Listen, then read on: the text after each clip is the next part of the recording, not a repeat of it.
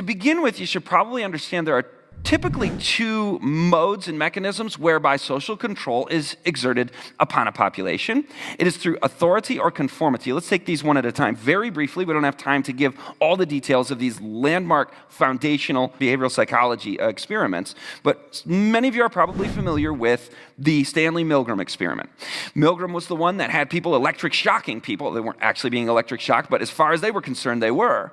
And what he proved was a man in a white lab coat who assumes an air of authority and declares it is imperative that this continue, issue the shock, the person who is the subject of that study, the guinea pig, will continue to, the majority of them will continue to obey that order, even over the protests and screams of the person being shocked. It's an air of authority that seems to negate conscience, and you see it acted out in history as well.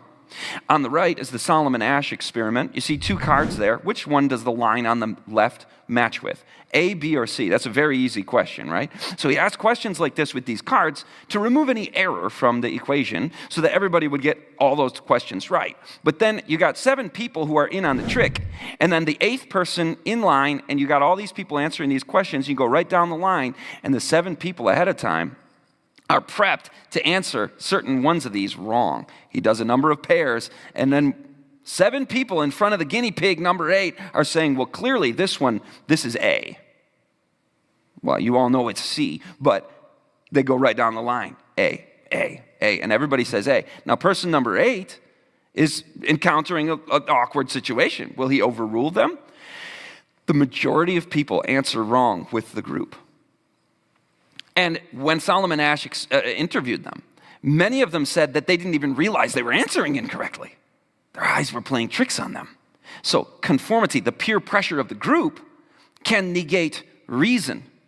Now, it would be interesting to swap these and see, can authority negate reason, and can peer pressure and conformity negate conscience? I suspect that is the case. But what do these two have in common?